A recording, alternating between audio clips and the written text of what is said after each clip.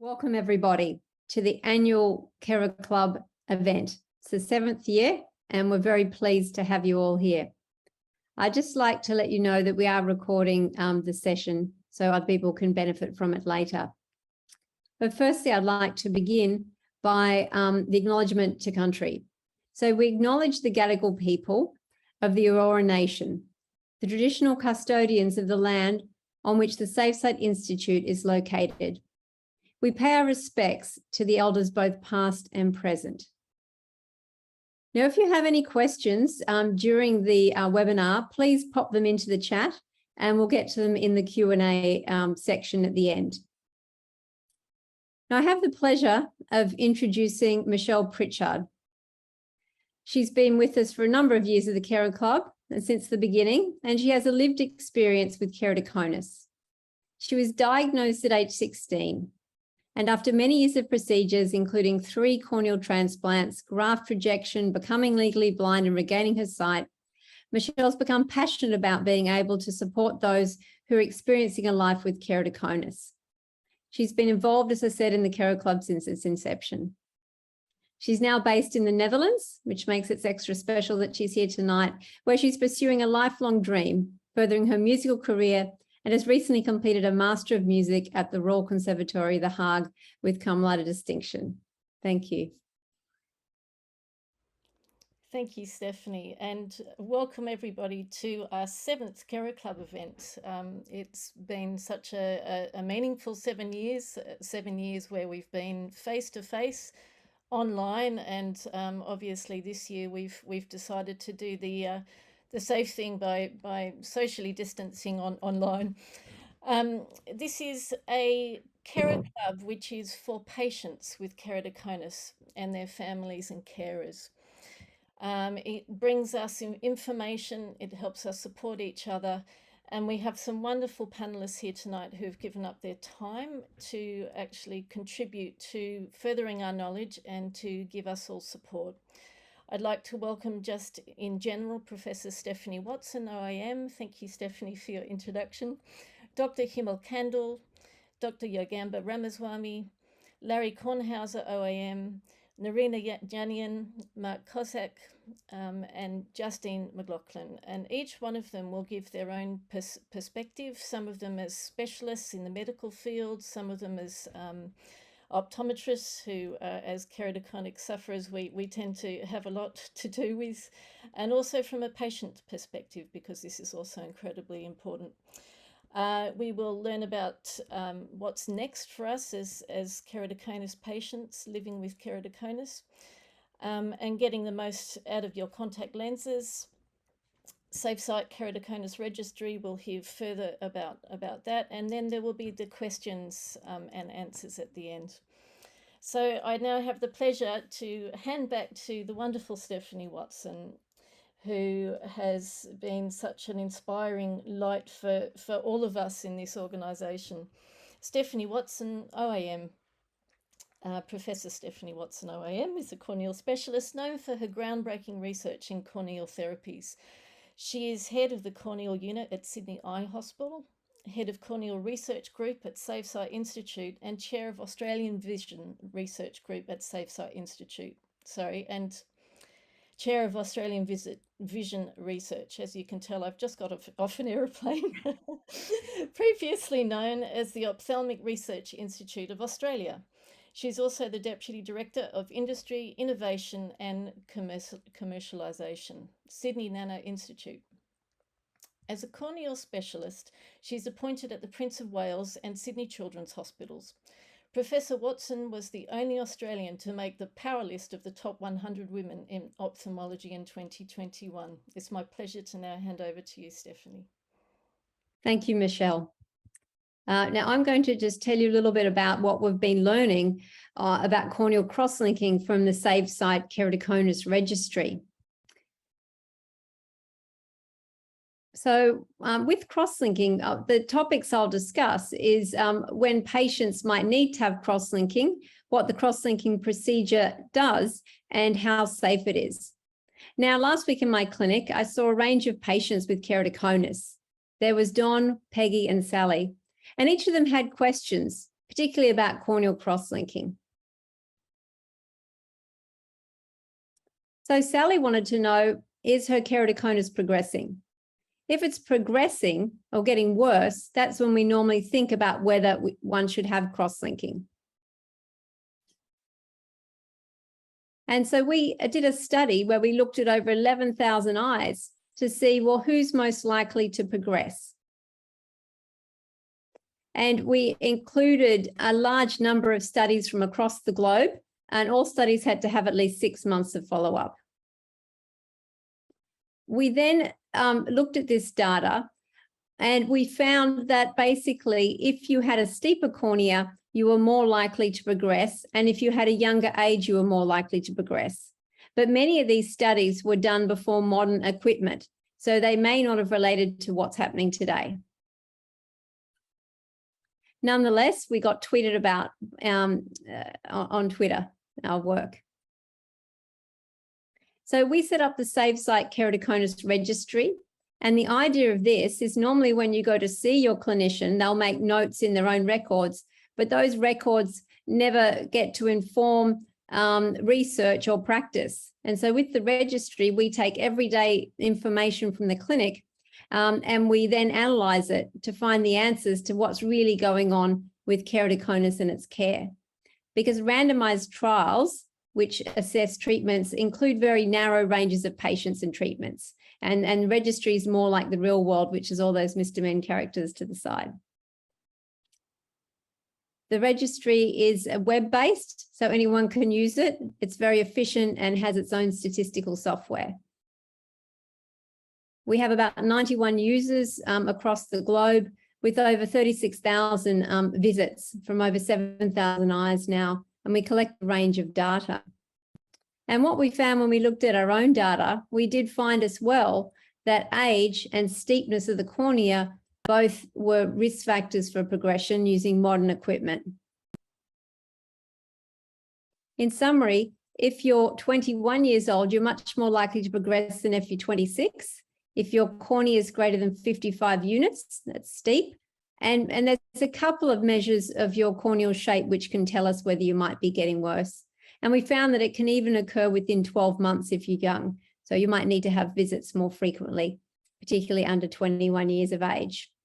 And we now have an optometry module of the registry, which is also helping us to understand more about contact lens wear and what happens in the long term as well. So what we can say is, look, if you're young and you have steep corneas, it is likely your keratoconus may get worse, and this may happen within the year, but you're not going to lose your vision. We do have options. And so one of those, and the main option is corneal cross-linking, but then patients want to know, such as Peggy, well, what's it going to do to my cornea? Again, we're fortunate to have data from the registry to inform this, but just a little recap on the cornea. Well, the cornea is like a sandwich. It's got many layers, and the middle layer is layers of collagen, one across the top of the other. And in keratoconus, those layers slip on each other and the cornea changes shape. It's a bit like a sandwich without any toothpicks. And what cross-linking does is put the little toothpicks back into the sandwich to make it more stable. And using the registry, we've been able to collect a lot of data over the years on what happens to patients who've had corneal cross-linking, and clinicians have been able to look at the results of their cross-linking procedures using the registry and see how they're performing and how your treatments are going. And with the registry, patients can also see their treatment journey. And the clinicians can get CPD, so that's points for accreditation for them to maintain their license for using the registry. So it's an important tool.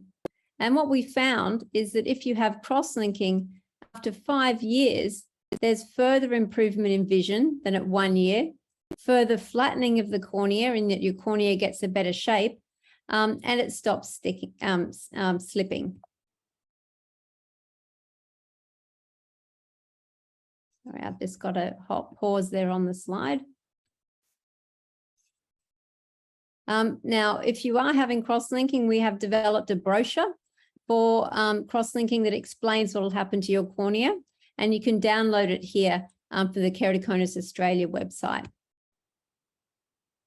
And if you're worried about whether you can have a corneal graft after cross-linking, yes, you can, but hopefully you won't need one. So what we can say is, look, cross-linking does seem to have a lasting effect, and we've even looked up to 10 years. Your vision and corneal shape can even improve further, even after a year after the procedure. And you may not need a transplant, but if you do, you can still have one. Now, lastly, what type of cross-linking should be performed? And we now have a fast way and a slow way, sort of the traditional and the accelerated. And both deliver the same amount of energy, but just at different time paces. And we've done the largest study in the world that's across a number of countries with many centers, looking at the real world outcomes of these different procedures. And we had a large number of patients, and we found that short and long cross-linking both have the same vision improvement, corneal flattening, and the same number of adverse events, which fortunately were low. But short cross-linking is going to be more convenient for you. We've also found that shorter riboflavin times can produce the same results as longer and have similar outcomes. So both short and long procedures are similarly effective. Adverse event prevalence is low, and accelerated may be recommended because it's more convenient. But is it safe? Don wanted to know, is it safe? Well, when we looked at adverse events, the number of adverse events is relatively low for a procedure. You'll see the main one is haze, but that generally resolves in most cases. And at 5 years, there's really very few long-term adverse events from cross-linking. It's clinically significant haze, as I mentioned, is very common, but it's even more common in those who are young, have steeper keratometry. And now that we know this, we can tailor post-op treatment if we see an at-risk patient. So in terms of safety, your cornea may get cloudy, but this usually resolves. Loss of vision is a risk, but is not common. And take care with hygiene afterwards because you don't want an infection. We also used the registry to see the impact of COVID and noted that patients weren't seeking follow-up or treatments for keratoconus. So it's important, even in times, difficult times, that you continue to seek care and have your keratoconus reviewed. In summary, and this is a slide just to show the team of the registry who all put in many hours and expertise so we can provide this valuable resource to clinicians and patients. Thank you also to the researchers that work with the registries team. And thank you for listening.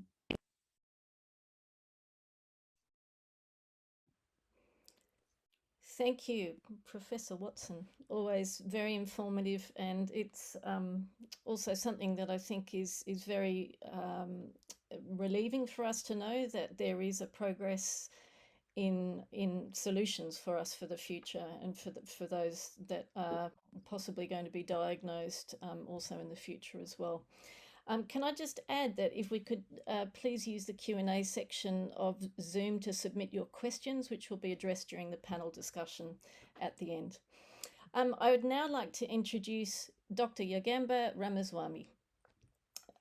She's a senior lecturer in the School of Biomedical Engineering at the University of Sydney.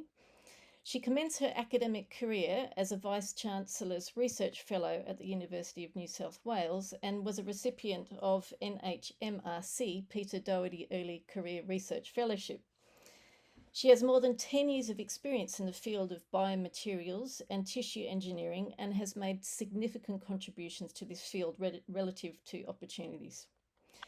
Currently, her research is focused on utilising biomaterials and nanotechnology platforms to understand the role of physical cues on stem cells and cancer cells. Dr. Ramaswamy is the co-chair of the Nanobioengineering Cluster, Sydney Nano Health at the University of Sydney. Thank you. Thank you, Michelle, and thank you, KeraClub, for inviting me for an interesting webinar here. Yeah. So thank you. There's a lot of medical investment into the medical research to overcome some of the drawbacks that we have currently and to improve the solutions and improve the quality of life.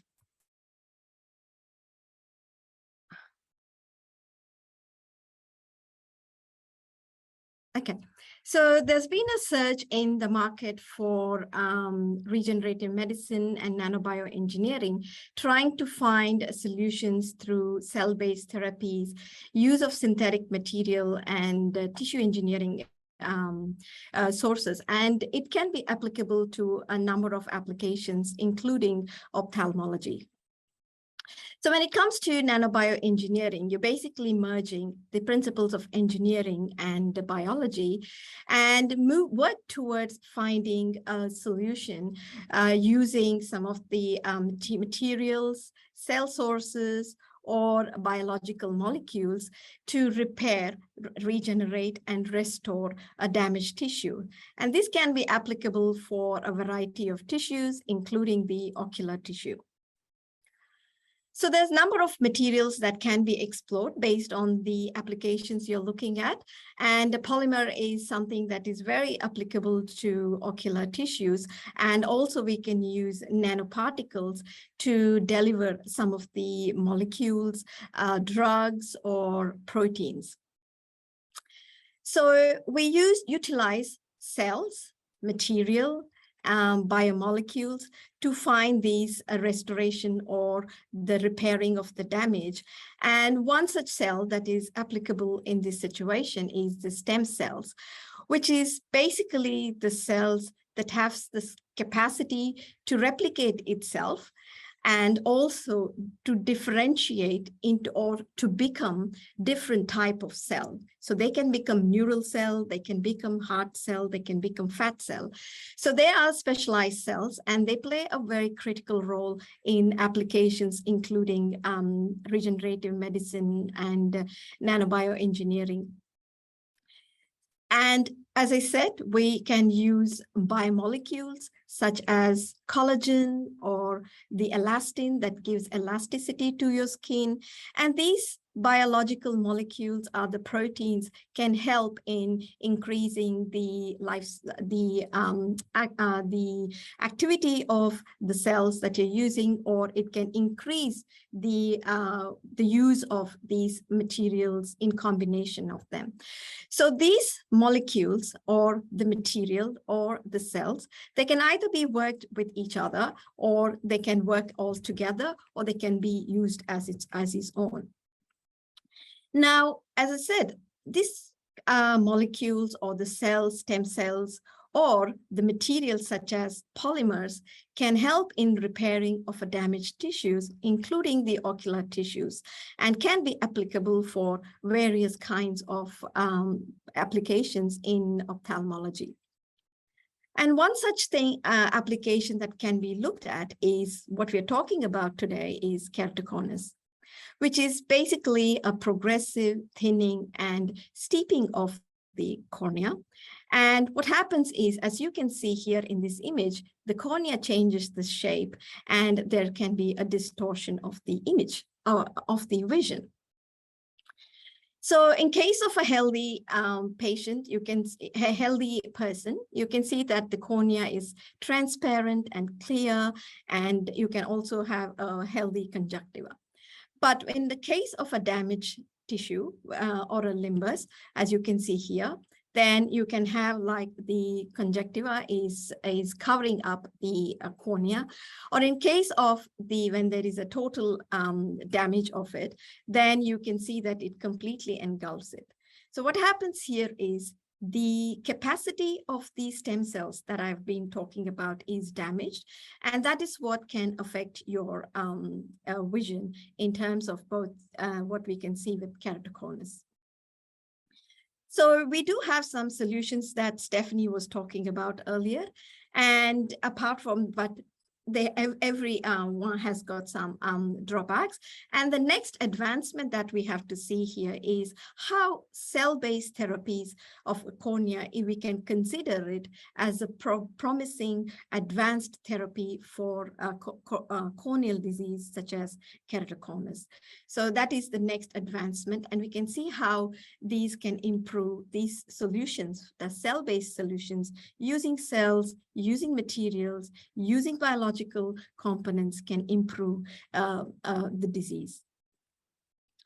So as you can see here, we're talking about repairing of the damaged tissues. So as Stephanie was pointing out, that there is this trauma, and under a damaged condition, this trauma is affected.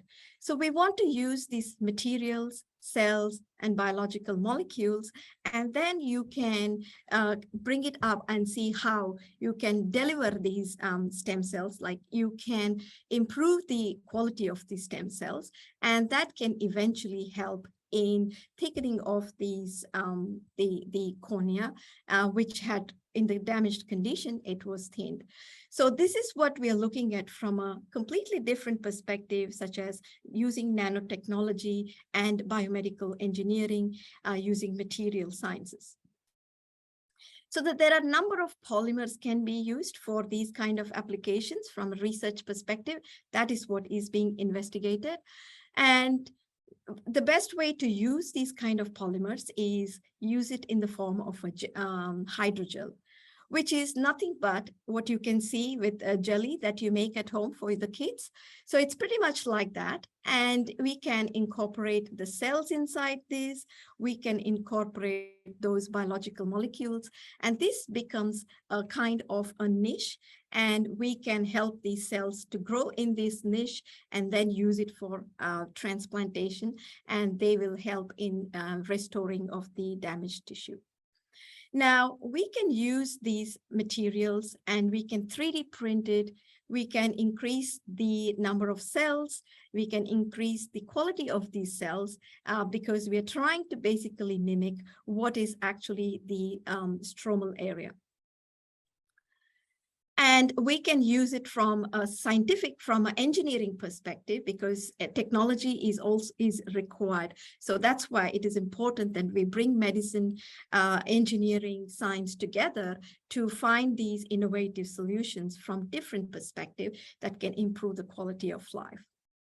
So we're targeting using these technologies for cornea and keratoconus, and if the limbus is damaged because of any other reasons, including the burns that we see in the hospitals. So there's been some work done by Stephanie in this area where she had collected the limbal biopsies and incorporated with the contact lenses. And then you use these contact lenses with these biopsies and put it onto your cornea. And we can see that this has helped in increasing these stem cells. However, we need to go a step further and increase the number of these cells, which can have this significant effect in repairing the damage.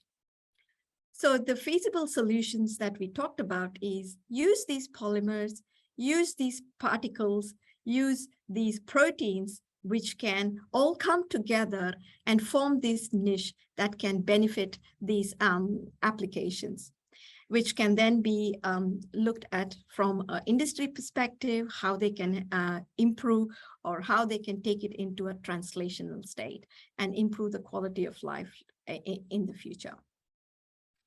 So we can, as I said, so this is how it normally looks like, where there is a polymer and you add the cells into these polymers.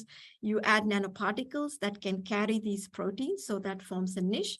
And we can fabricate these materials. And this is how we can look at how these cells that we're trying to target to improve the quality of these cells in helping it to restore the damaged tissue there. So that's how we can improve these cells when bringing in technology and other disciplines into the field. So that is our approach to find these advances in this area. So we're bringing in nanobioengineering platforms, a multidisciplinary team.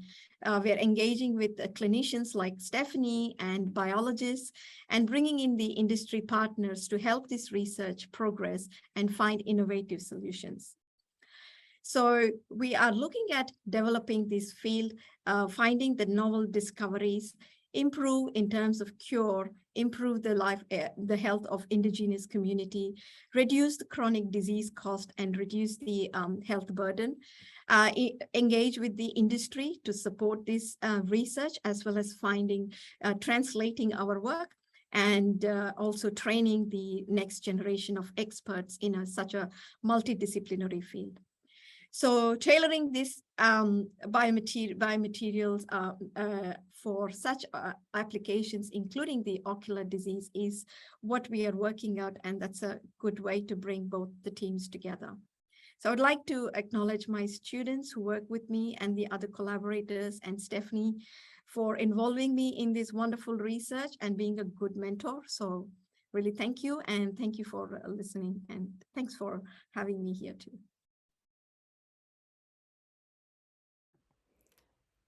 Thank you, Dr. Ramaswami. It's also a big thank you to your multidisciplinary teams and to the collaborators who are working towards really improving our quality of life as keratoconic patients into the future. And I think this gives us a really good sense of how complex the human body is, and what you're up against as scientists trying to work out the best way forward. And it's such an enthusing, it must be such an enthusing field, especially when you have these breakthroughs. We now would like to move on to our next speaker, who is Mark Koszek, who's an optometrist, who we have had the luxury of having a very wonderful talk from several years ago.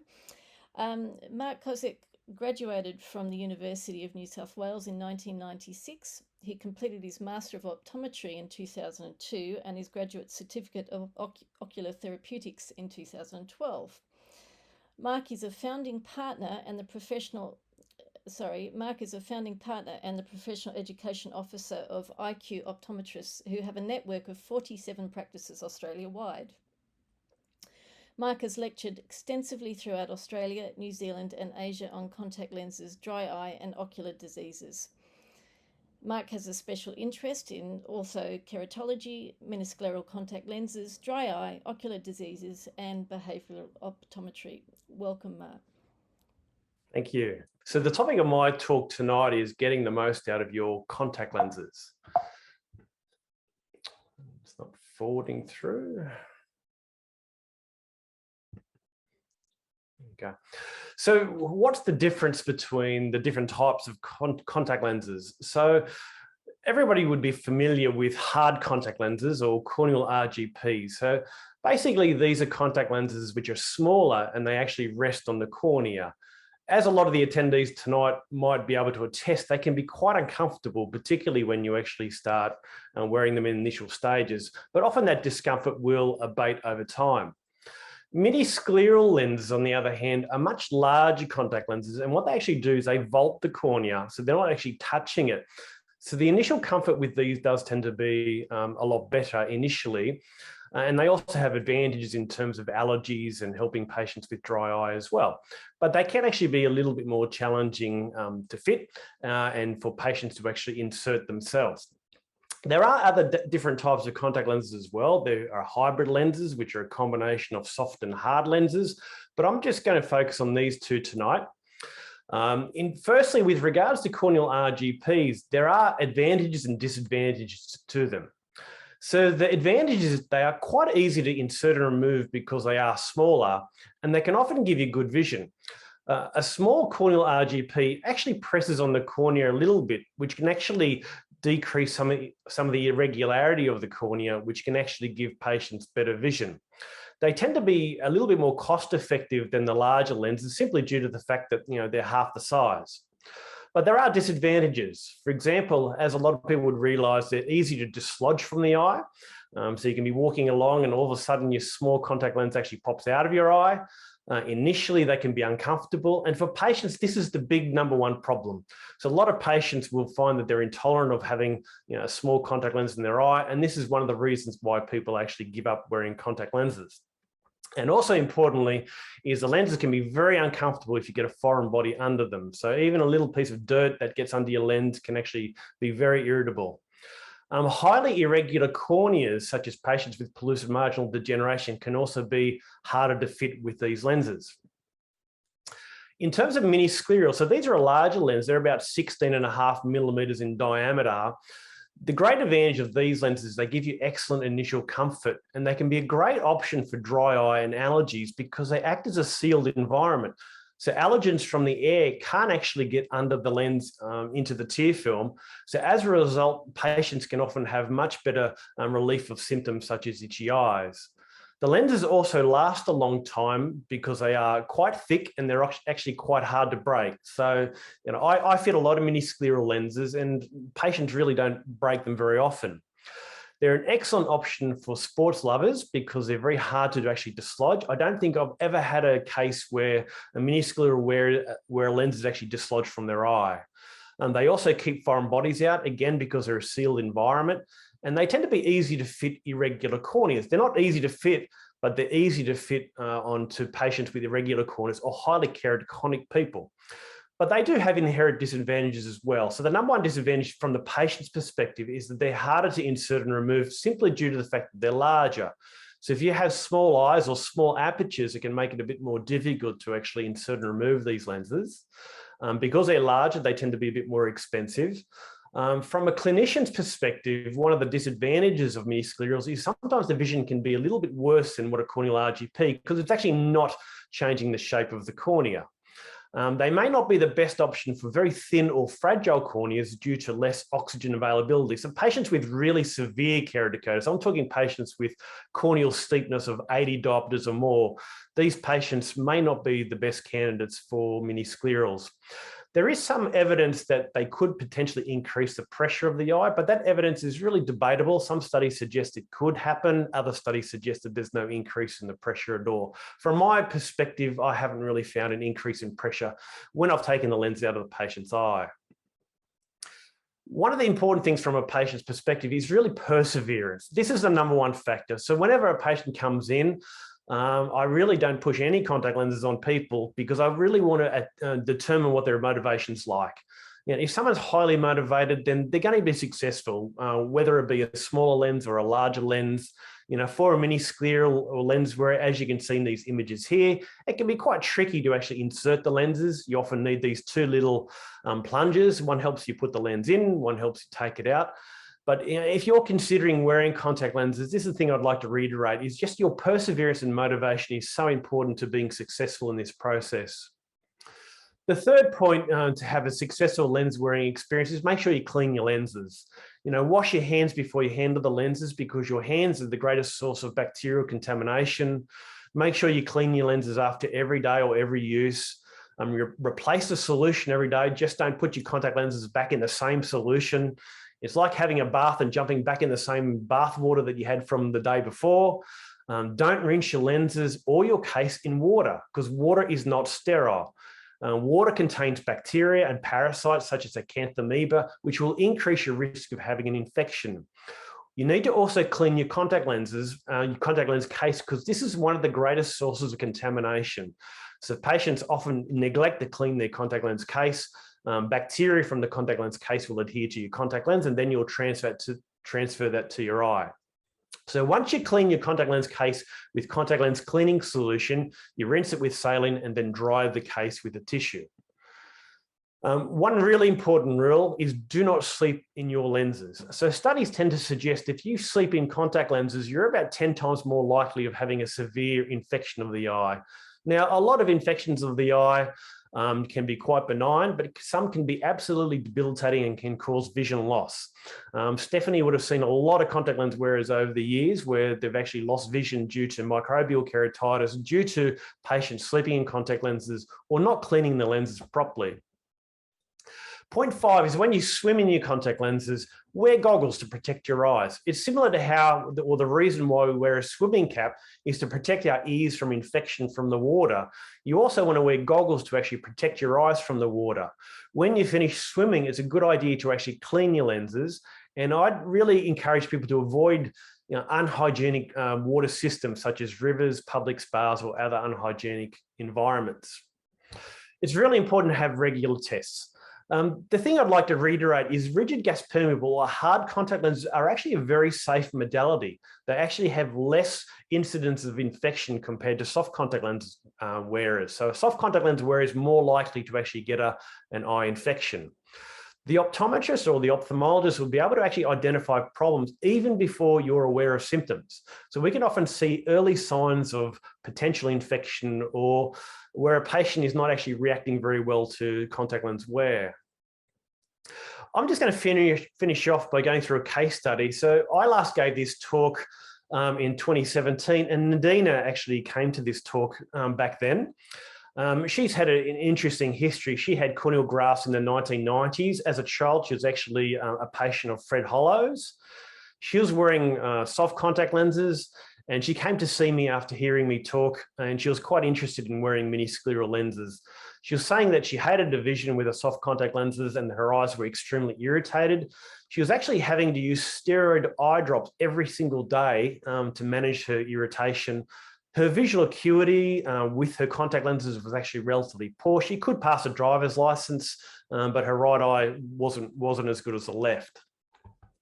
So I did a lens fitting with Narina in December 2017. We fitted her with mini-scleral lenses.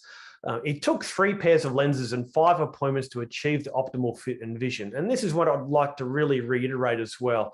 So a lot of the expense with regards to fitting contact lenses is not just the lenses themselves, but it's also the chair time.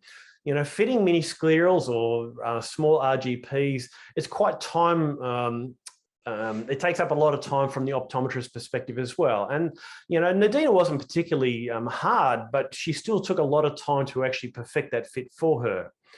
I saw her 6 months later. Her visual acuity is very good. She was getting 6/6 or 20/20 vision in both eyes, and she could read N4 print up close. So if you think about newspaper print or the font on your phone, that's generally going to be about N10 or N12 type font, and Narina could get all the way down to N4. So she was very happy with the vision and the comfort that she was getting. She was saying to me that the right eye tended to be a little bit more cloudy. She was getting a little bit more of a buildup of mucin.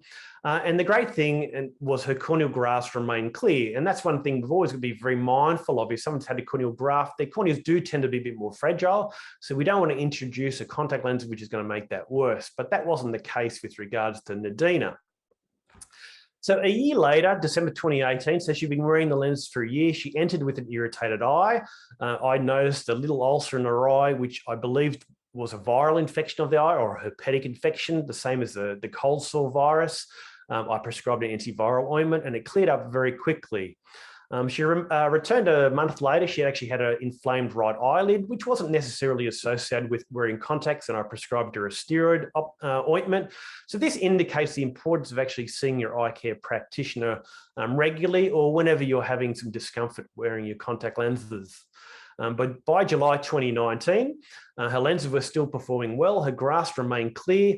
And one thing she commented to me is that she hadn't used FML eye drops or the steroid eye drops since she began wearing mini-scleral. So they alleviated a lot of her issues in terms of dryness and allergic symptoms such as itchy eyes. Her visual acuity still remained good. It was a little bit down in the right eye compared to the left, and she could still see well up close. By March 2021, she returned again. So by this stage, she'd been wearing lenses for about getting close to 3.5 years. So it's the same pair of lenses. So, and that's the other thing, these lenses can actually last a long time without having to change them. She had an irritated left eye here. Again, I found a little small corneal lesion. And again, this was a presumed herpetic viral eye infection. And I simply just prescribed antiviral ointment and antibiotic drops as cover. By June 2021, she entered again. She'd been using saline to fill her lenses, which is not recommended because saline is very salty and the ocular surface doesn't like too much salt.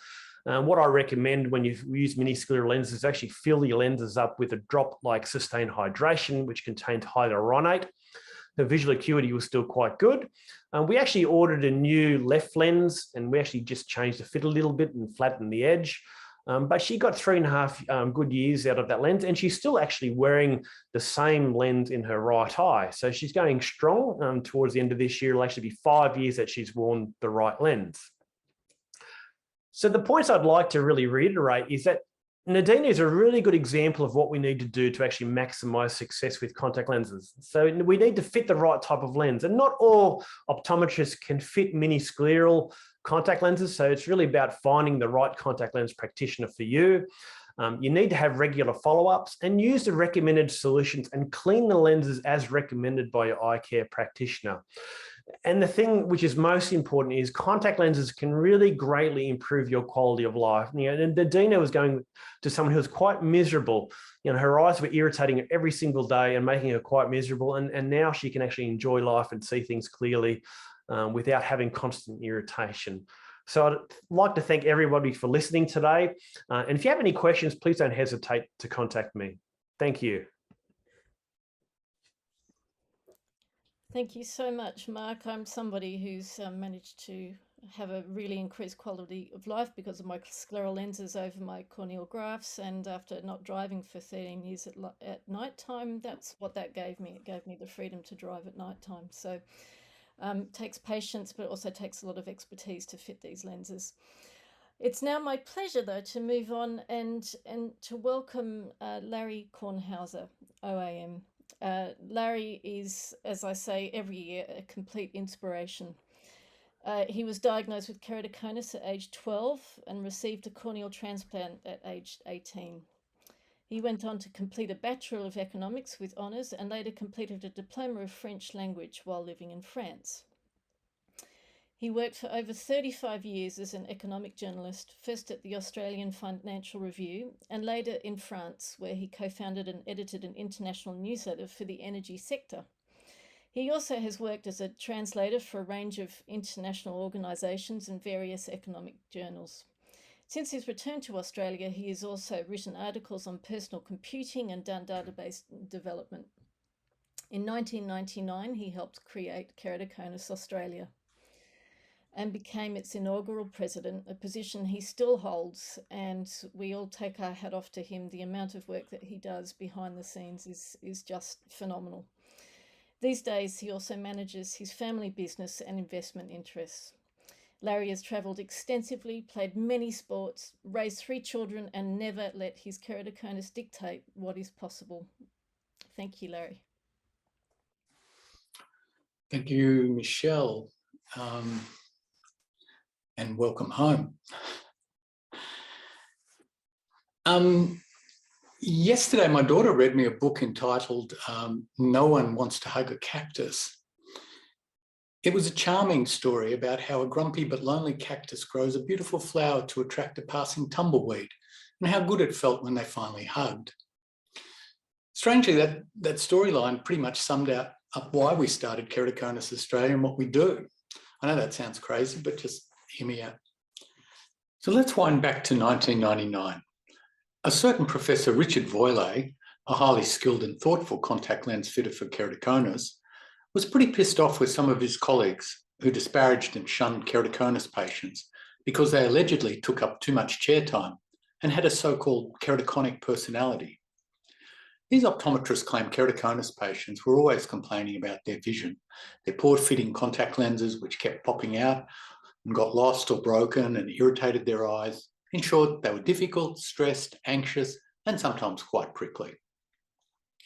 Based on his own experiences, Professor Voilet figured these patients had good cause for their dissatisfaction, given the often shabby treatment they received, their young age, and because they needed to wear hard contact lenses, which were difficult to get accustomed to and didn't resolve a lot of their vision issues. So he asked a group of his patients, including me, to consider launching a keratoconus patient support group. My own troubles with keratoconus really began after a corneal transplant at 18, but I'd always tried to hide them from others, including my family and even myself, I guess, so as to appear sort of normal. But listening to other people's stories of hardship arising from their failing vision convinced me we needed to do this. Keratoconus Australia was born in 2000 primarily to give support, metaphorical hugs if you prefer, to the young people with keratoconus who were struggling with their vision and consequently their studies, their work, their sports and leisure activities, their families and social and love lives. We felt we could talk to these people and talk them through their concerns and fears because everybody at Keratoconus Australia also has the disease.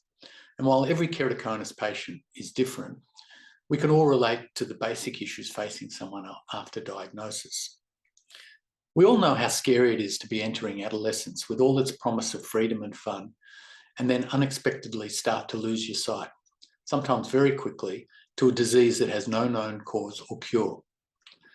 Suddenly you're told you probably need to have your eyes zapped with ultraviolet light to stop further progression and maybe wear hard contact lenses for the rest of your life to see clearly again. Not glasses or soft lenses like your other short-sighted friends, but hard ones that can hurt and need constant maintenance and can be difficult to put in and take out. All of this is expensive, very expensive, and may cause financial hardship and stress within the family because keratoconus is not even recognised as a disease under the optometric Medicare schedule, and there are no rebates for the complex contact lenses generally required by keratoconus patients. These cost upwards of $1,000 or more each and need to be replaced regularly. Worse, although we have world-class contact lens fitters for keratoconus in Australia, there are few and far between, hard to find, and you may have to travel long distances to consult one, especially if you live outside a capital city. And then you'll need to make multiple visits to try and get your contact lenses just right. And so Keratoconus Australia set out to support keratoconus patients and try to change the way they're treated through advocacy on their behalf and facilitating research into the areas of most concern. Because even with the best intentions, busy clinicians simply don't have the time to answer all the questions, listen to all the complaints, and don't have the lived experience with keratoconus to understand it from the other side of the cornea. Today, we have almost 3,000 full members. All our services are free. We operate on goodwill and a tiny budget funded by a few donations and are managed by a volunteer committee, all of whom have keratoconus or are parents of children with keratoconus. That's unusual. A survey of international support groups done by the US National Keratoconus Foundation earlier this year showed that Keratoconus Australia was virtually the only fully patient-run group in the world. All the others, including the American Foundation, are offshoots of hospitals, medical centres or foundations, and generally run by people who don't have keratoconus. Since we started, the association has helped thousands of people traverse the various stages of keratoconus. First, the shock of the initial diagnosis, the search for clinicians experienced in treating the disease, then the decisions around corneal cross-linking, when to have it, the inevitable struggle with contact lenses as the disease progresses, and for those who continue to advance, the question of a potentially life-changing corneal transplant. The message we send, the virtual hug, is that this is doable. Sometimes it gets hard, but for most people, it's manageable most of the time. Thousands of us live fairly normal lives and work in a wide range of sectors despite our keratoconus. With a good contact lens fitter and corneal surgeons on side, you can generally get through the bad times. Now that's not just some positive thinking mantra. It's based on our lived experience, our own experiences. And what we do is not counselling in the strictest sense, but rather peer group support. Peer group support is today recognised as a powerful tool in healthcare. But in 2000, it was still frowned upon by many clinicians who saw the doctor-patient relationship as sacrosanct and were certainly not interested in a ménage à trois with some unknown patient group. Of course, these days, we're all in a foursome along with Dr. Google. So what about the mythical beast known as the keratoconic personality? A survey of the research literature shows belief in the concept is widespread, but that it's also total fiction. Keratoconus patients behave no differently from any other group affected by early onset vision loss. After all, sight is the most precious of our senses. Dr. Kandel's landmark study on the quality of life of keratoconus patients confirms this, but tells a more nuanced story. As he will explain in detail, analysis of SafeSite registry data shows that the impact of keratoconus on quality of life is disproportionate to measurable vision loss. So while patients may end up with good corrected visual acuity, their quality of vision may be poor. Yes, we may be able to distinguish letters well on an eye chart, but our vision is constantly being compromised by ghosting, halos, bright lights, and deteriorates significantly in poor light and at night, especially when driving and facing oncoming headlights. Also, our lenses may be comfortable in the optometrist rooms, but can become like razor blades in a dusty or air-conditioned environment, and short tolerable wearing times can make life a series of time management decisions, especially for many of us with eye allergies. Mark has given advice today on better managing these issues. Of course, we knew all this stuff long ago, but it's relief to have a scientific study finally back us up. Science can take a long time to catch up with acquired wisdom. Like the misunderstood cactus, Keratoconus Australia has worked hard in other areas to show the world how beautiful we are, despite our sometimes prickly nature. We run a website full of clear information about the disease and its treatments, with answers to common questions and links to other useful resources on the internet. We have a Facebook page with bulletins on the latest research findings and other news from around the keratoconus world. And our members run a local Facebook discussion forum. We also distribute booklets on keratoconus and corneal transplantation and brochures on cross-linking and on the dangers of eye rubbing. We hold public information seminars like KeraClub, operate a helpline through our website for patients and their families, and offer outreach support. Patients can have their questions answered by the association by a group of committed optometrists and corneal surgeons. We also support tissue donation for corneal transplantation and promote public health messaging on the dangers of eye rubbing, the only patient controllable factor in keratoconus progression. Quality of life issues often arise as many patients rely too long on their local eye carer who may have little experience with keratoconus. As a result, many patients are misdiagnosed, misinformed, mistreated, and living in the mistaken belief that little or nothing can be done to restore their failing vision. From the outset, we recognise that helping patients find an experienced clinician can be life-changing. We use a range of resources to direct them to the closest of these to avoid excessive travel. We've also been working with optometrists to improve training in contact lens fitting for keratoconus. Since 2006, we've collaborated with the optometry faculty at Melbourne University to run special lectures for optometry students on keratoconus and to operate a keratoconus clinic that gives students hands-on experience with fitting patients with lenses while offering bulk billing and other discounts to patients, a win-win outcome. More young optometrists are now taking an interest in managing keratoconus patients, and as their profession evolves, they'll come to understand that their own future will involve greater specialisation in areas like keratoconus. We've also supported a range of research projects across Australia, including genetic studies of keratoconus, the world's first randomised study of cross-linking here in Melbourne, the development of a quality of life survey in Adelaide designed specifically for keratoconus patients, which is now being used by Dr. Kandel as part of the SafeSite registry project. We provided seed funding for that registry, a world first in keratoconus. Registry data was decisive in having cross-linking included in the Medicare benefit schedule in 2018, thus making this crucial but costly procedure finally accessible to thousands of Australia diagnosed with the disease. Our relationship with researchers also helps shape the direction of projects to ensure they remain relevant to keratoconus patients. The high and rising cost of advanced contact lenses is creating new areas of disadvantage within the keratoconus community. Centre of Eye Research Australia data showed last year that people with keratoconus spend some 30 times more than the average Australian on their eye care. In our role as advocates, we have sought to have keratoconus recognised separately under the Medicare to metric scheme and have contact lenses for keratoconus treated as a medical device and be included on the Medicare schedule. To no avail so far, but with support from optometrists, maybe we can succeed one day. COVID-19 resulted in added stress for many patients, especially those prevented from seeking timely cross-linking treatments for progressive keratoconus due to lockdowns. We took on board the feedback on these mental health issues and sought help from Vision 2020 Australia.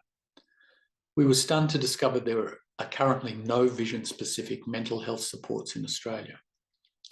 Thanks to our efforts, Vision 2020 Australia has created a working party in this space, chaired by our Vice President, Greg Harper, and good progress is now being made towards the creation of a sector-wide mental health support network.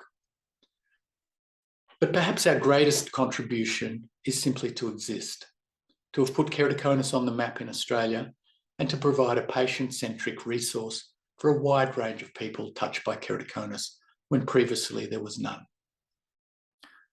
So what does the future hold? There are many challenges ahead for the community, not the least being the rising cost of treatments, especially new larger contact lenses, the need for improved warranties and refund policies on these lenses, and a lack of access to public-funded treatment centres. We must avoid creating a new disadvantaged class among patients who previously could afford their treatments. Funding remains elusive for critical research projects into the futuristic technologies discussed tonight, artificial intelligence, new cheaper contact lenses, and gene therapies that could ultimately provide a cure for keratoconus. The association now is at the crossroads. Keratoconus is a young person's disease, and we need an injection of youth, people committed and keen to put their own stamp on the future direction of the association. We need new campaigns, new strategies, and more volunteers able to use the new technologies to bring our message to government, health carers, and patients and their families. Perhaps we need to expand, become more corporatised, establish regular funding streams, take on paid staff, and move away from the volunteer model to achieve our objectives. Otherwise, we too may be absorbed into a larger vision organisation and lose our independence or become an appendage of a hospital or research centre and trot it out as a marketing exercise to justify a new funding application. Personally, that would make me sad and even more prickly. So there's much to be done. If you're prepared to invest your time, energy, and expertise to help, then please contact us soon. We can be reached at info@keratoconus.org.au. And no matter how prickly you're feeling, you're always welcome to get in touch just for a virtual hug. Thank you.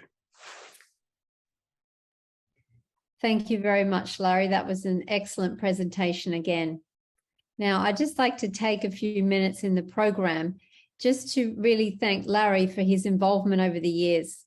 Firstly, with the KeraClub. He's also been there from the beginning and has really been an integral part of not only being here as the presenter, but reaching out to the keratoconus community to get their involvement. But Larry's also, in his role as president of KeraClub Australia, really does more than most people might know. He's there engaging with patients, engaging with other people with keratoconus, really advocating for keratoconus, working with Vision 2020. And he's always there bringing up the point of view of the patient with keratoconus. And for us as clinicians and researchers, that's really been invaluable. Larry has supported the Safe Site Keratoconus Registry from its inception, and it's really a world-first program. It's the only resource in the world available for clinicians to actually track their outcomes of patients with keratoconus, so they can see how you're going and how your treatments are. Now, there's also, with that, the registry, there's also the opportunities for patients to see their treatment journeys, and that's very unique too. Now, the registry research has also reached the world stage. So through Larry's support, we've been able to bring our Australian data and join it with world data.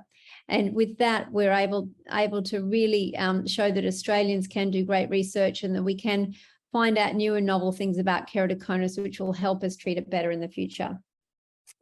And lastly, it's just really been an honor knowing Larry, and we had hoped to be live there tonight to present Larry with a small token of appreciation for all his help and assistance and guidance and knowledge. Without having direct contacts with people like Larry, and particularly Larry, to understand patients with keratoconus and their needs, as clinicians and researchers, we lack a crucial direction for where we need to focus. So I'd just like to put a virtual round of applause together for Larry. Thank you. Thank you, Stephanie. It's very kind. Thank you.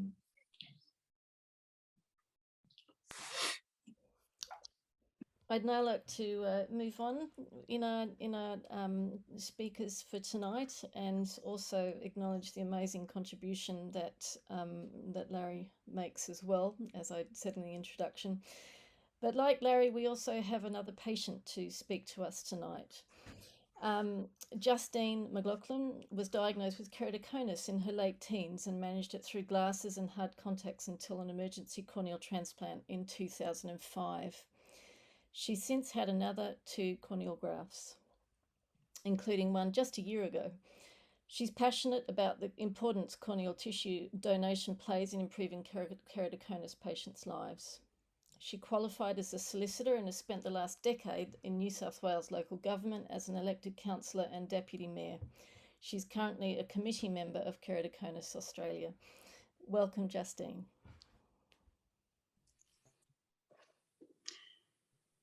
Thank you very much, Michelle, and hi everyone.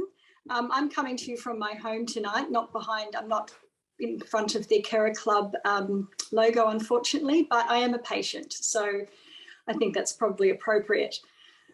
It is a little surreal to be here talking to you tonight about my perspective as a patient, because when I was diagnosed in my late teens, I didn't really think much about the potential for the severity of keratoconus.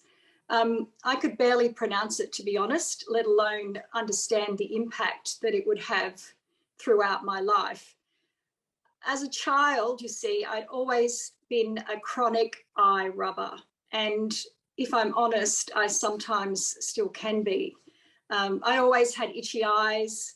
I must have had bad allergies, but I don't remember being given antihistamines or eye drops or being told that what I was doing could be harmful. I never visited an optometrist growing up in my small country town. I would simply rub and rub and rub, and it was so soothing and such a relief. And while I'm sure many of you are cringing, there's many more of you who would be nodding. But I'm here to tell you, don't do it. With no obvious hereditary background, I'm convinced that this is what caused my keratoconus, and that it was actually me who contributed to the damage caused to my corneas. But as a young adult, I got on, I got my glasses, and I was studying and I was working, and I didn't think much about how the condition might worsen. I followed the well-worn path that we've all been down about getting hard contacts when my eyesight worsened. And I wore these for quite a long time, quite successfully actually. But as you know, your cornea is quite literally your window on the world, and mine was becoming steeper and steeper.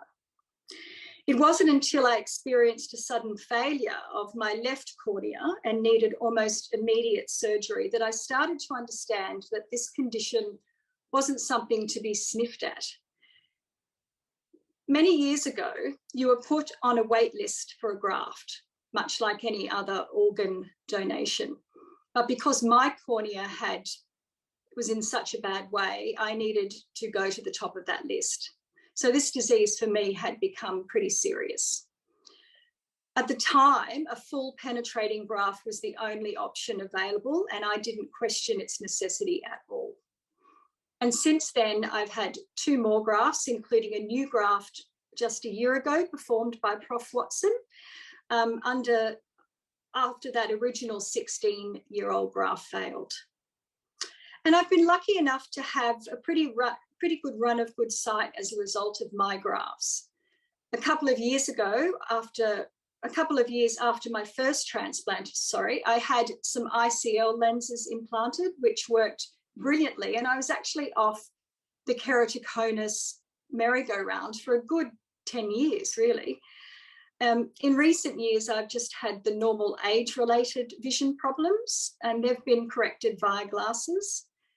And so I was able to continue to work as a local government councillor, and more recently as part of a campaign to elect a federal member to Parliament. And I'm happy to say that we won, so that was very exciting. But my eyes do get tired, and working on screens requires a lot of breaks. But I can still drive during the day, and that's always been my benchmark. But strangely, no one in my family ever wants to drive with me. I just don't understand that, but anyway. So while I've had pretty positive experiences, I know that many others haven't. Corneal grafts aren't for everybody, they're not suitable for everyone, and everyone's experience and medical advice will be different. But hopefully, with advancements in alternative treatments, and the cross-linking, etc., and some of the research and the treatments that we've heard about today, the necessity for grafts will lessen into the future. But for now, corneal tissue for grafts is much needed. Way back when I had my first graft, it was carefully explained to me that I was to receive tissue from someone who had chosen to donate their cornea after death. I was even told a little bit afterwards in very vague terms where my donation had come from. And this was when corneal tissue could only be retrieved and kept for a short period of time. These days, corneal tissue is banked and available for scheduled surgeries. The waiting list is minimal. And this provides more certainty for patients for planning and recovery around their lives and their families, and for the surgeons who are scheduling those surgeries. And the surgery itself and recovery is much more simple these days. But it is a common misconception by people around us that a graft will immediately restore our sight. And that is hard for some people to understand, but you've had a transplant, you must have excellent vision. Explaining the correcting of a cornea's shape and the process that follows to stabilise the vision literally makes their eyes glaze over. And the recovery process from surgery can be very costly. Having keratoconus in general, as Larry has pointed out, can be a huge financial burden, as many of you out there know only too well. I've had 3 different changes in lens prescriptions in my glasses since my surgery last year, as my vision continues to stabilise. Where every change requires updating lenses in glasses and sunglasses, it's just not financially sustainable for patients. My health fund stopped paying long ago, and I've actually been delaying whether to get my most updated prescription, as I know it will need some more tweaking moving forward. I'm lucky that I even have health insurance. It is the very real financial burden that may impact on whether patients decide to seek certain options for their condition. They simply can't afford it. And delaying treatment can mean patients may be too late to seek many of the early intervention options, and grafts should always be the last resort. So that's why I'm in awe as well of the work that Keratoconus Australia does, and particularly the work that Larry and Michelle and others do to help patients seeking support and going through financial hardship, and how they provide information and resources for patients and families struggling with options available to them. A lot of what I have learned about keratoconus, I learned from their website. Hopefully, many of you won't require corneal grafts as part of your journey. But from my perspective, they have absolutely changed the quality of my life. I'd like to shout it to the rooftops that I'm the recipient of 3 successful corneal tissue donations. and how important those donations were to me. But because my donations aren't considered as life-saving or important as organ donations, I sometimes feel even a little embarrassed to mention it. But it's just a piece of tissue. But it is a piece of tissue that does change someone's life. And ironically, these days, many more people are eligible to donate corneal tissue. This is because not all the restrictions that apply to organ donation apply to tissue donation. There is no age restriction, for example. And cornea donation can occur outside of hospital settings and up to 24 hours after death. And I mention all of this because last week was actually Donate Life Week, focusing on donation awareness in Australia. And there were many articles and interviews given over to the life-saving benefits of organ donation. But this is what people forget. Tissue donation is just as important to someone's quality of life as any other organ donation. Legal blindness is a debilitating condition. It is a disability. You won't die from it, but it leads to a much more diminished life. So I'd like to encourage everyone to get their friends and family to consider donation of corneal tissue. Where they think they may not qualify for organ donation, they may actually qualify for tissue donation instead. While advances in treatment and therapies is going great guns, corneal tissue for keratoconus will be needed for some time to come. I will need at least one more graft in my lifetime. So it can be an absolute game changer for those that need it. And speaking of games, this year I've actually taken up golf, the game of golf. And I know it's one of the smallest balls you can hit, right? But look, and I'm absolutely rubbish at it, but more often than not, I can actually hit the ball off the tee. I have no idea where it ends up because I can't see that far, but I'm hopeful that when my sight stabilizes after this last graft, I might just be an average player. But I do wish I had been braver and more confident sooner. Don't let keratoconus stop you from at least trying things that you think your eyesight will hold you back from. But lastly, my final message is to please encourage your friends, family, and loved ones to donate corneal tissue. It is so important to so many. Thanks so much for listening, and I wish everyone all the luck in the world with their own keratoconus journey. Justine, thank you so much for sharing your journey and also bringing up such an important topic, which I think should also be something that we are all very, very enthused about and will actually be inspired now to actually talk to our friends and family about that. It's something that I know is really not discussed enough. Thank you very much for sharing your journey. I know that's not always easy either. And now we'd like to introduce Himal Kandel, who has been such an incredible force with this KeraClub. He has been the Kornhauser Research Associate at the Safe Site Keratoconus Registry since January 2019, after completing his PhD at Flinders University in Adelaide. Here he was awarded the Vice-Chancellor's Prize for Doctoral Thesis Excellence and South Australian International Student of the Year Award. Dr. Kandel has published over 50 research papers in reputed journals and has a special interest in patient-reported outcomes research. His research seeks to answer real-world questions in keratoconus management using the world-first Safe Site Keratoconus Registry. Thank you, Himal. Thank you, Michelle. Hello, everyone. So the Safe Site Keratoconus Registry has been extremely useful to understand important research questions in keratoconus, as highlighted by the talks by Stephanie and Larry. And these are some of the topics that we have published. And so far, we have published 35 papers, 35 studies using the Safe Site Keratoconus Registry data, including 16 full-length research articles. And we have delivered 65 conference or invited presentations. And a significant proportion of the research we do at the registry is on quality of life. I will briefly describe the quality of life research at the registry. Many people with keratoconus have good visual acuity, but they cannot drive at night, and they are worried about their eye condition getting worse. And this highlights the importance of evaluating and improving quality of life. The first step of improving quality of life is measuring it correctly. And how do we do it?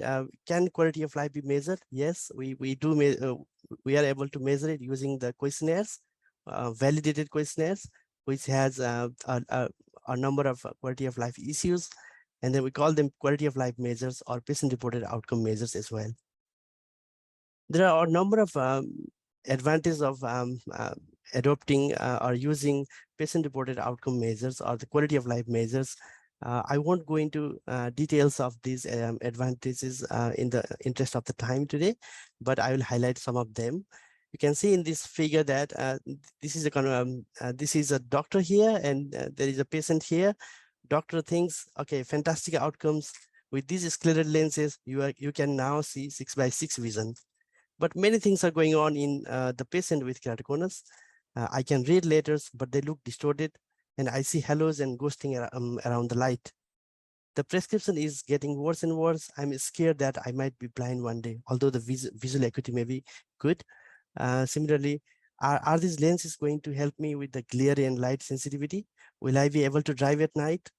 Will I be able to wear these lenses? My eyes are already so dry. Scleral lenses are expensive and my insurance does not cover them. People don't understand. Some say just wear glasses instead of contacts. Others say just go and get laser surgery. So many things are going on in patient's mind, and patient-reported outcome measures can reduce the gap between the patients and clinician perspectives. And often clinician usually sees the tip of the iceberg, and usually patients visit their clinicians or doctors when they have a lot of problems, and doctor will be able to see only some impact in some of the domains of quality of life. And again, patient-reported outcome measures or quality of life research can help to reduce this gap. But there are challenges in measuring quality of life. It is not straightforward. Measuring quality of life, love, or happiness is not straightforward like measuring length or weight or volume. There are challenges, but they do have to follow the same basic measurement principles, scientific principles. And we do that at the SafeSite registry. And another challenge in quality of life, evaluating quality of life, is that usually quality of life research has been focused for research settings only. The tools have been developed for research settings only because it is difficult to calculate the overall quality of life scores in the clinical settings. Doctors would have to use the calculator, or I don't know, they need time to do that. So it is often not possible. But now comes the importance of SafeSite Keratoconus registry, where actually you can see the bottom box here. This is the real data from a patient in multiple visits. The scores, quality of life scores, are calculated automatically, and then doctors are able to compare how the patient is performing in terms of quality of life in different visits. So it is an extremely useful tool. In the SafeSite Keratoconus registry, we use 3 questionnaires to collect quality of life data: keratoconus outcomes research questionnaire, impact of vision impairment questionnaire, and patient health questionnaire, which has recently been added to the registry.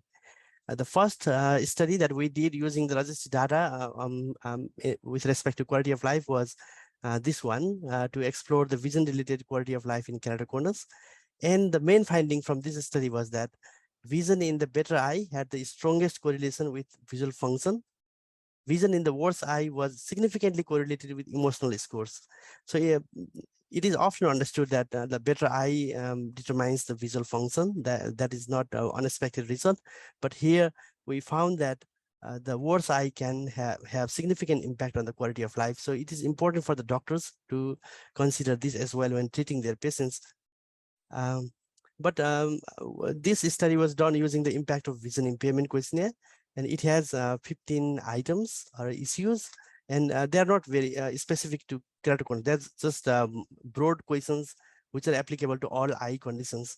So So next questionnaire we have in the registry, next patient-reported outcome measure is keratoconus outcome research questionnaire, which is actually, which has issues specific to keratoconus, such as distorted vision, glare, light sensitivity. Those are the really important issues for people with keratoconus. So this was developed by Professor Konrad Pesudov's and team in Flinders. At the time I was doing my PhD with, and our team developed this with detailed consultation with patients with the help of KeraClub Australia. And this questionnaire has content on two important domains of quality of life: activity limitation and symptoms. And these are the main reasons why patients with keratoconus visit their doctors.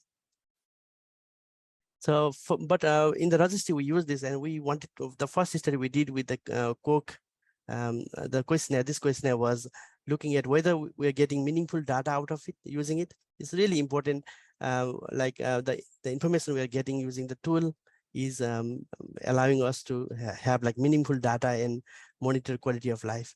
And we did this study to assess that using the modern psychometric methods, and we found that the questionnaire was, the tool was behaving really well, and we were collecting meaningful data, and the findings suggested that we have to continue collecting data on quality of life using this tool.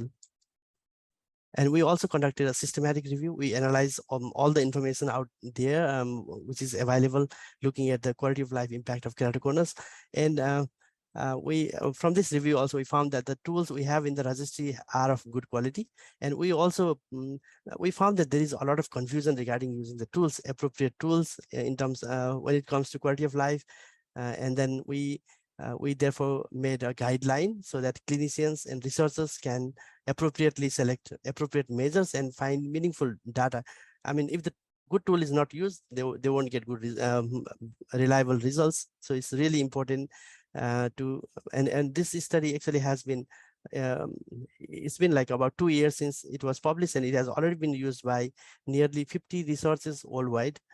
The other study, which was recently accepted for publication, we used the Coke questionnaire to look at what are the factors that that affect quality of life in keratoconus.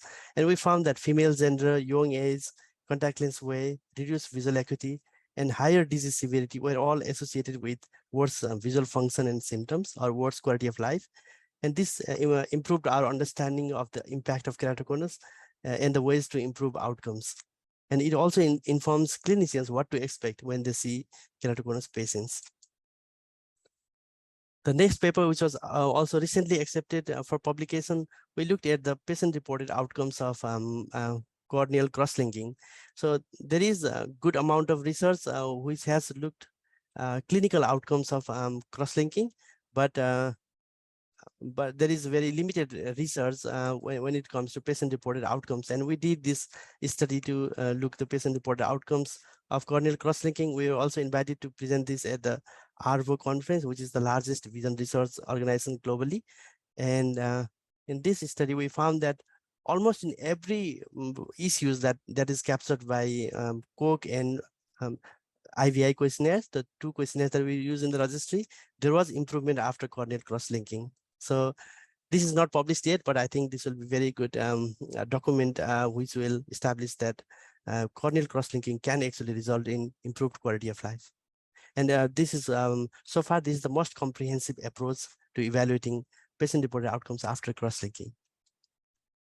The last paper, Larry also briefly highlighted about this paper. This is, so we have safe site registries and different modules, including keratoconus registry. So keratoconus registry is one of the modules of safe site registries, but impact of vision impairment questionnaire, the data is collected on this questionnaire in multiple registries. So what we did was we combined all the data on this questionnaire and now compared the quality of life impact of keratoconus with the quality of life impact of retinal disease. And we found that there was a low correlation of quality of life with visual acuity, meaning there is a need to measure patient's experience of the disease, not just visual acuity in keratoconus. And we found that keratoconus patients had a worse impact compared to retinal disease. This kind of studies is really important for advocacy purpose, because usually visual acuity is considered for prioritizing conditions or allocating funding, and this these findings, this study findings are really important to highlight that it's not just vision that we should consider when policy making or when prioritizing or when allocating funding, but overall impact on quality of life needs to be considered, because most of the people with keratoconus may have good visual acuity, but they may have other many quality of life problems. But again, presenting all these results that we have published so far, it should be noted that one of the most important advantage of having registry in terms of quality of life perspective is that we are able to monitor individual quality of life in a better way. So if you look at the box here, the left one here, this is the real data from the patient, as I showed earlier.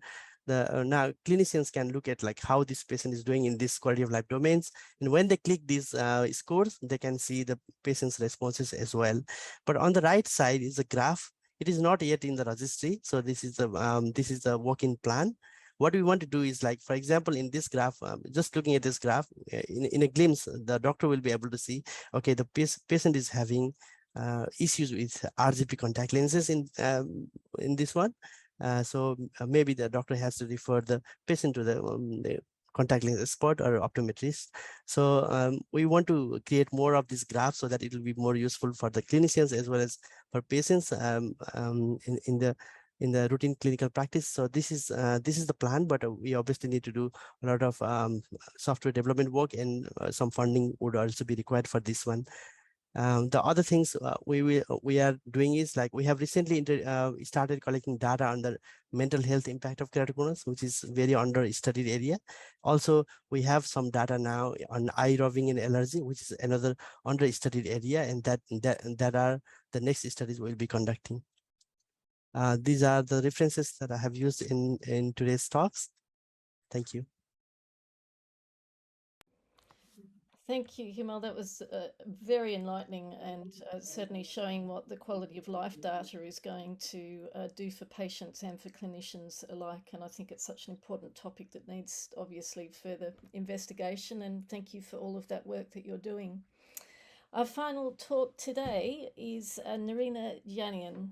And Narina works in the advancement portfolio at the University of Sydney, where she engages with alumni and the broader community through a wide range of communications, events and engagement programs. She's responsible for working closely with people who wish to philanthropically support the Safe Sight Institute's research and education initiatives.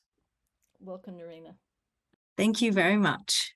So I'm sure you'll agree with me that the researchers that we've heard from today are dedicated individuals. They perform the day-to-day work required to generate significant health research outcomes. But we are seeing a dwindling in government support. We are seeing a brain drain in Australia as we lose talented researchers to overseas opportunities, or simply accepting defeat and changing their careers. At the university, we recognise that our researchers can spend up to 50% of their time trying to secure funding through grant applications, which has on average success rate of about 7 to 13%. So philanthropic funding is vital. Regular, successful grants are crucial to academic careers to advance. Grants fund research. Research leads to publications. Publications result in growing credibility and ultimately changing policies, healthcare systems, and outcomes for those living with keratoconus and their loved ones. Secure long-term sources of funding ensure that we attract and retain the best minds. Clinical researchers can shape their research agenda based on the greatest need and the most immediate impact, rather than available funding. Vital research capability is built, and the next generation of leading scientists are supported in their early careers by current leaders in their field. So a fantastic example of this is Dr. Himal, Kandel, and his his position, supported so gratefully by Larry Kornhauser. So if you would like to discuss making a contribution to keratoconus research, I'd love to hear from you.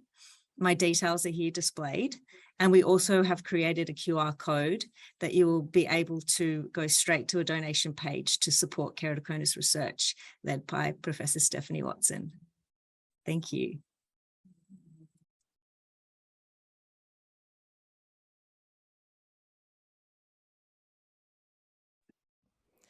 Now going to introduce Stephanie again, who will run a short discussion, question and answer discussion due to us going a little bit over time.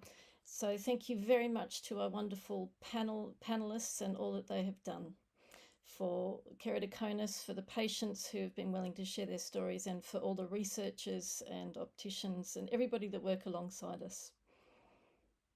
Thank you, Michelle, and thank you again for a wonderful job you've done hosting KeraClub. We are just going to take some brief questions, and we did receive some beforehand. And the first one I have is actually for Larry, and it's a question from somebody wanting to know what resources KeraClub Australia might have for children at school or school-aged children. Probably nothing specifically for school-aged children, but we do have booklets on keratoconus. We do have the brochure on cross-linking, and we do, we're more than happy to discuss with teaching staff or whoever needs to understand better keratoconus.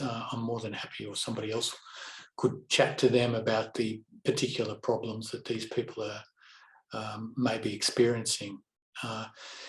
You know, in many ways, I think, Stephanie, you would understand this, that ultimately keratoconus is what you're dealing with is vision loss, and in terms of resources for people at school, I guess more general resources could be useful, you know, the ones that you find through Vision Australia, or perhaps Safe Sight Institute may have those sorts of resources to help in this case. Yes, we do have some resources at Safe Sight Institute, and a group of young people as well experiencing vision difficulties. Thank you. Himal, we have a question here just wondering about how many clinicians or how many patients will have their sort of mental health status checked, you know, with the registry use, or how that's going to work. Yeah, like keratoconus outcome research questionnaire or impact of vision impairment questionnaire, primary health questionnaire, which collects the mental health data, will also be used in the routine clinical practice. So it is for every visit. So most clinicians collect the patient reported outcome data in every visit. So it will also be like just like any other test, clinical test or other patient-reported outcome measures. These mental health data will also be collected routinely. Thank you. And Yogi, thank you for your talk. It's fascinating to hear what's in store for the future. Do you see that the treatments will be able to sort of replace corneas or also repair, you know, corneas, or both? The work that we are interested in is to look at how we can use these material cells and the protein molecules that can help in improving the health of these stem cells. Increase the scaling up of these stem cells is more important, because with your work, we saw that it is quite important and useful for the patients in terms of improving the health of the limbal stem cells. So we want to increase that using these scaffolds so that we can improve the health of these damaged limbal stem cell tissues. Thank you. And Mark, we have a question here where somebody's asking, you know, what we can do to improve the vision in patients that have corneal grafts.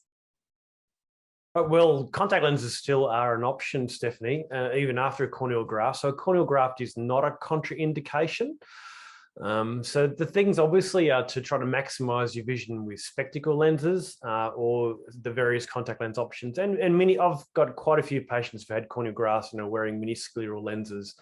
You know, the number one thing that we look for is we want to make sure that the graft going into wearing contacts is actually in good shape.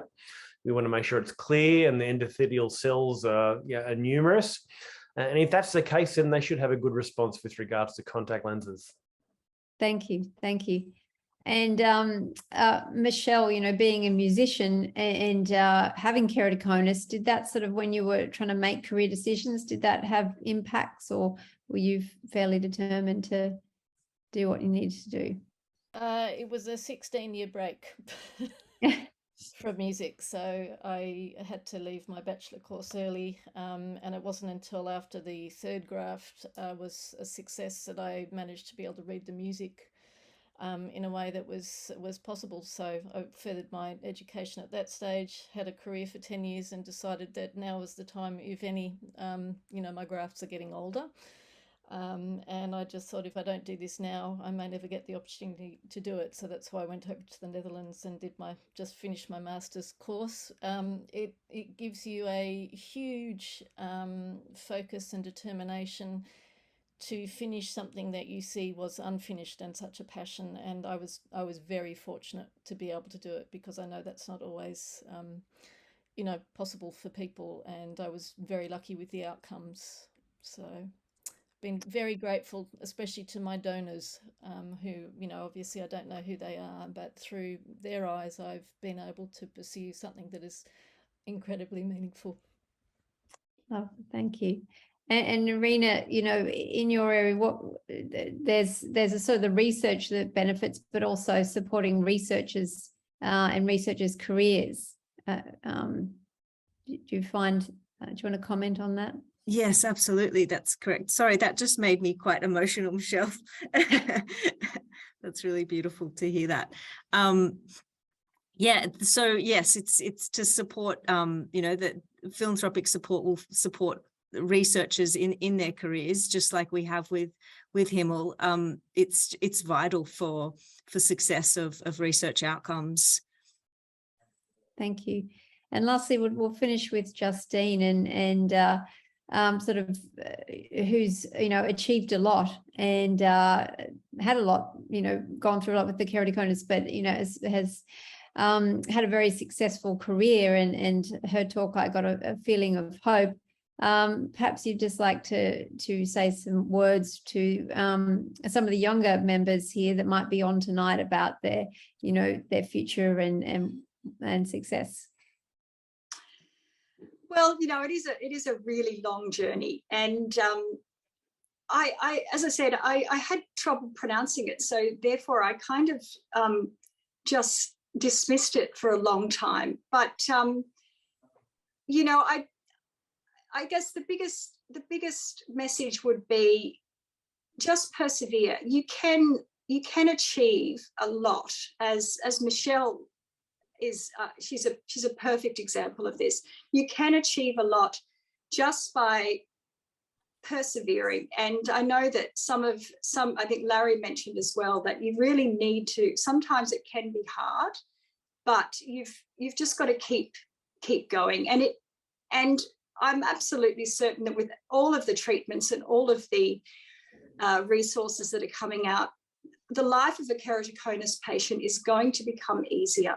And hopefully for young people, they will see the benefit of all of this research that you've heard about tonight and all of the treatments that are coming on board. And I think your journey will be a smooth and happy one, because of all of the research that is going into keratoconus. We've seen it tonight. It's absolutely fabulous. And, you know, I think